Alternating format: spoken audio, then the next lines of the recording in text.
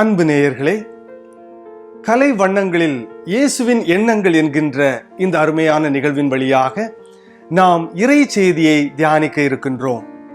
இந்த ஆன்மீக ஓவிய தியான முறையின் வழியாக நாம் இன்று தியானிக்க இருக்கின்ற இறை செய்தி மார்க்கு நற்செய்தி பிரிவு 7 இறை சொற்றொடர்கள் 31 முதல் 37 வரை உள்ள இறை வார்த்தைகளை நாம் தியானிக்கின்றோம். இதிலே இயேசு கிறிஸ்து தீர், சீதோன், தெக்கப்போலி என்று ஒவ்வொரு பகுதிகளாக பயணம் செய்கின்றார். இதை பற்றி நாம் தியானிப்போமா?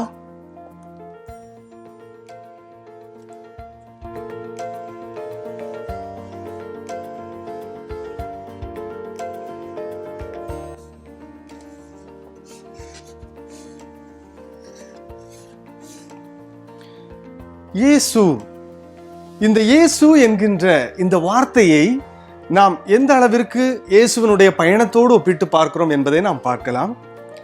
இயேசு பயணம் செய்தார். ஏழை எளிய மக்களை தேடி, நோயாளிகளை தேடி பயணம் செய்தார்.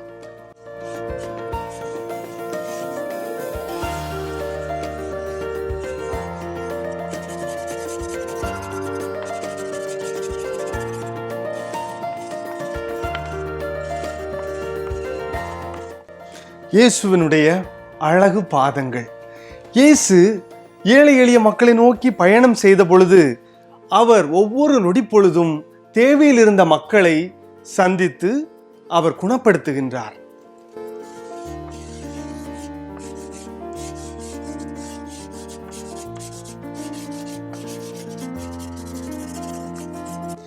இயேசுவின் கரம் தேவையில் இருந்த மக்களை எல்லாம் தொட்டு குணப்படுத்துகின்ற கரமாக அமைந்தது. எனவே அவருடைய பயணம்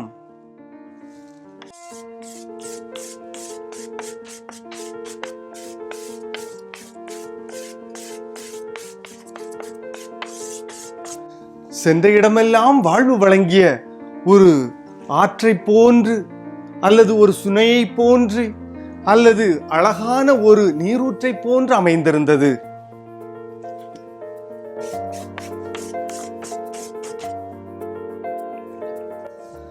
சென்ற இடமெல்லாம் அவர் செய்த செயல்களை நாம் பார்க்கலாம்.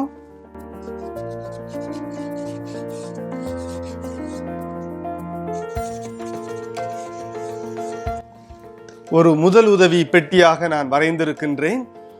இயேசு கிறிஸ்து சென்ற இடமெல்லாம் தேவையில் இருந்த மக்களுக்கு உடனடியாக நலம் வழங்குகின்றவராக இருந்தார். எனவே அவர் சென்ற இடமெல்லாம்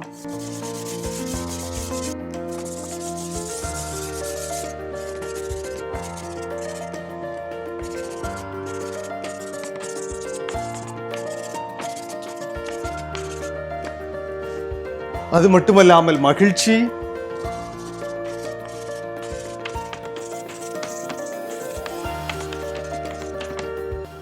இவ்வாறு இயேசு சென்ற இடமெல்லாம் வாழ்வு தருகின்ற ஒரு ஜீவித நதியாக அவர் பயணித்தார்.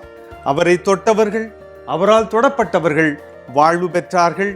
அவர் வாழ்வை வழங்கினார். இந்த நாள் முழுவதும் நாமும் இயேசுவை நமது இல்லத்தில் வரவேற்று இயேசுவை பற்றிய தியான உணர்வோடு ஒவ்வொரு நொடிப்பொழுதையும் நாம் பயணித்து இயேசு வழங்குகின்ற ஆசிரை பெற்று வாழ நாம் பயணிப்போம். தொடர்ந்து தியானிப்போம்.